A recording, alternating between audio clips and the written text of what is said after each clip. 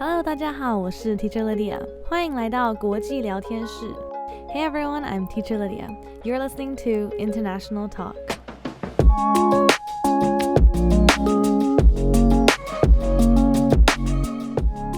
今天的来宾是来自美国和台湾的 Vivian。在今天的访谈 ，Vivian 会和我们分享她在美国长大的经验，在意大利交换的故事，还有如何面对社交焦虑症与不同文化背景怎么影响她如何看待自己的身份。Today's guest is Taiwanese American Vivian. In our conversation today, Vivian shares stories from her time in California, exchange experience in Italy, and also her struggles with mental health and how different cultural backgrounds have shaped her sense of identity. Without further ado, let's get started.Hello, Vivian. Thank you so much for coming on the podcast today. Of course. Thank you for having me. So let's start with the one question that everyone hates, but we have to ask. Where are you from? So I was born in Taiwan, born in Taipei, and I lived here until I was 9. Mm-hmm. And then after that, my family and I moved to California, and that's where I lived until around 2 years ago. Mm-hmm. So as they would say, you're an Asian American. Yes, exactly. I'm Taiwanese American. What was the biggest challenge, do you think, moving there? Honestly, I just adjusting to a new place. Yeah, because I actually grew up with really bad social anxiety. Mm-hmm. So even though, I could understand most things that was going on in class, it was just hard being in a new environment and having to move around so much. Mm-hmm. Yeah, so I struggled with making friends for the longest time, and yeah, I don't know, I think I was also just very insecure. Mm-hmm. Because I always feel like a foreigner, feel like an outsider. Mm-hmm. It's funny you say that, because knowing you, as your friend now, I would never imagine that you would struggle to make friends. If you told me that, when you told me that, actually, I was so shocked. I was like, what? Do you struggle to make friends? But you're so social, and you have friends. And when we met as well, I never felt that you had that anxiety. So I think it's really interesting for a lot of people who maybe also have social anxiety to realize oh wow, actually there are a lot of people who have it you might not think have it or have had it. Yeah, definitely. I feel like everyone struggles with something too, not even just with anxiety, but just everyone has so much stuff going on that you don't know unless you talk to them about it. Yeah. So how did you overcome it? A lot of CBT, cognitive behavior therapy, by myself. Wait, you did it yourself? I never went to a therapist for a long time. How did you know what to do?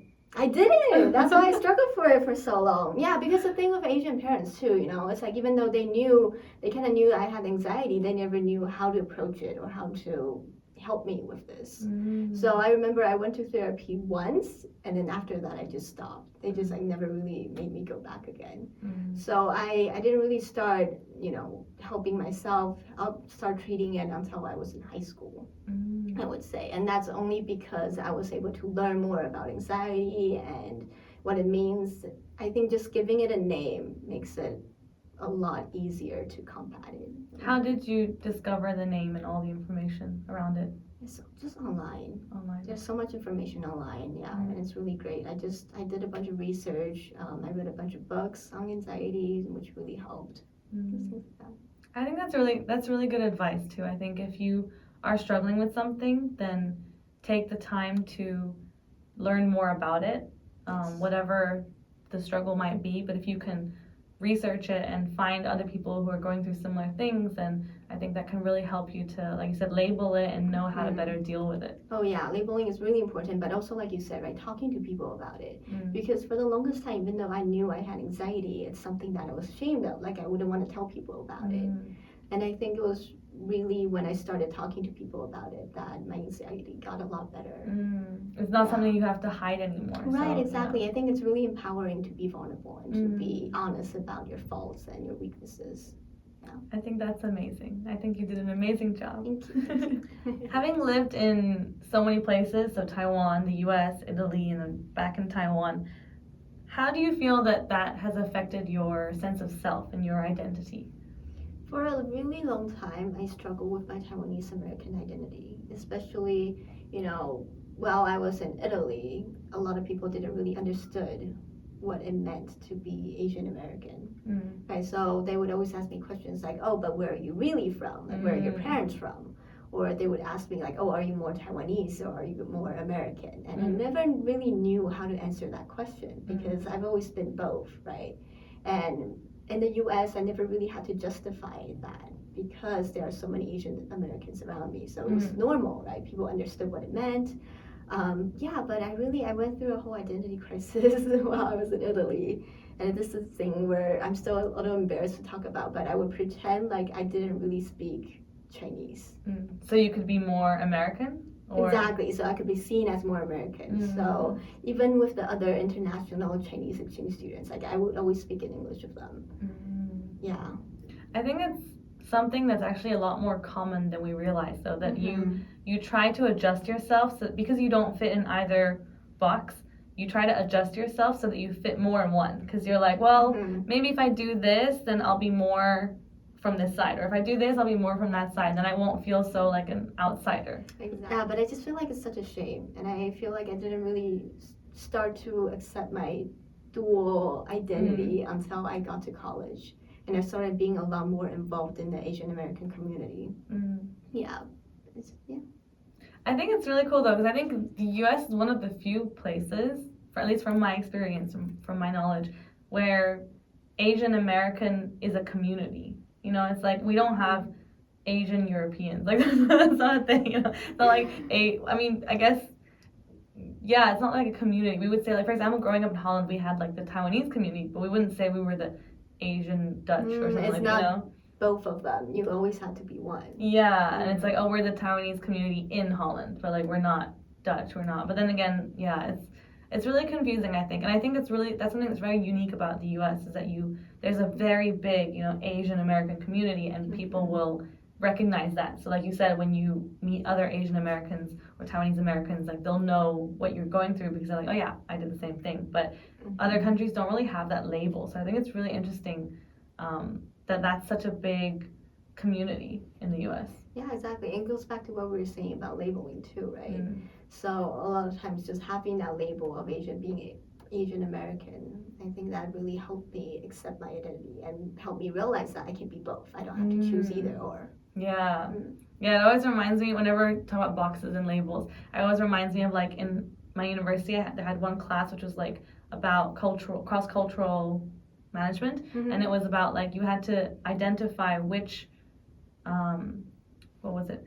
things in your culture might affect your thinking, and they made us take a test or a survey, and we had to tick which ethnicity we were, and I was like, but I have two, like, and they didn't have an option for two. I had to pick one, and I was like, you're just a half of this. Yeah, and I just sat there. I remember sitting there for like a few minutes, and I was like, I don't know what to do. Do I take white? Do I take Asian? But I'm both. But and I was like, I had like a sense of like identity crisis, and I was like, I don't know what to do. And then I think I didn't fill in the survey because I was just like, I can't choose. Exactly. You can't choose. That's the point, right? Yeah. You're always going to be both, and it's beautiful, and it's amazing. It is. It should be, at least. Everyone should feel that way. A little bit of PSA, but everyone has an accent. Americans have an American accent, Californians have a Californian accent, and I think a lot of times, people get so insecure and caught up with how they sound and their quote-unquote accent that they don't want to speak, and I think that's what I was doing for the longest time too. That's something that I struggle with a lot too. But at the end of the day, I think accents are so fascinating because they reveal not only about where you came from, your background, but also your parents, your family, your community, and also your ideologies too, which is another thing in linguistics, in sociolinguistics, that we can talk about later. But yeah, just don't own your accent, be proud of it. I like that a lot. I think no one's ever said that before, but I totally agree. Everyone has an accent. Whether your accent is considered native or not doesn't matter. Like, some people think the British accent sounds weird. Some people think the American accent sounds weird. Like, everyone has different accents, and there's nothing wrong with any of the accents. Exactly. I like that. That's a really good point, and I hope everyone thinks about that and focuses less on it and more on just communicating what they want to say. Connecting with people. That's the whole point of learning a new language, right? And that should be the focus, not the way you speak, not your accent. Yeah. If you could say something to Taiwanese people in general, what would you like to say? Talk about mental health. Yes. Yeah, I think there's been a lot of progress over the past couple of years, but I think in Asian cultures, there's still a little bit of stigma connected to mental health. And a lot of times, at least from my experience, people kind of skirt around the topic or they just say it very matter-of-factly and they don't really discuss it in detail, right? So even if someone does have depression, it's never like, oh, how can we help them? Like, what does that mean for that person? It's always just, they're just always kind of skirt around the topic. But like I said before, right, there's something very empowering about just talking to people about this and being vulnerable and opening up. And I think that's something that, that people in Asian cultures need to do more. I agree. I think that's a really good point. And hopefully, I guess the only thing we can do is lead by example and try to talk about it more with our Taiwanese friends and Asian friends, and hope that they also open up more. Exactly. So. And that's something that I struggle with too, because I know you didn't know about this. Yeah, I was so shocked when you told me during the pre-interview. I was like, what? Right. Because I am very open about it. I'm always open to talking about it, but a lot of times, like, how do you bring it up? Right? Yeah. It feels a little bit unnatural, weird, and you don't want to feel like you're ranting to people. But still, I think, just talk about it, have a conversation about it. Yeah, I agree. I think that's very true. 想听更多访谈内容和精彩的故事吗？欢迎到 Spotify 或 Apple Podcast 等平台收听完整版的访谈内容。直接搜寻 Teacher Lydia 国际聊天室 International Talk 就能找到。也欢迎追踪我的 IG， 还有订阅这个平台。If you'd like to listen to the rest of this interview, check out the full podcast episode on Spotify, Apple Podcasts, or wherever you get your podcasts. You can also follow me on Instagram, Teacher Lydia Languages, or subscribe to this channel. See you next time!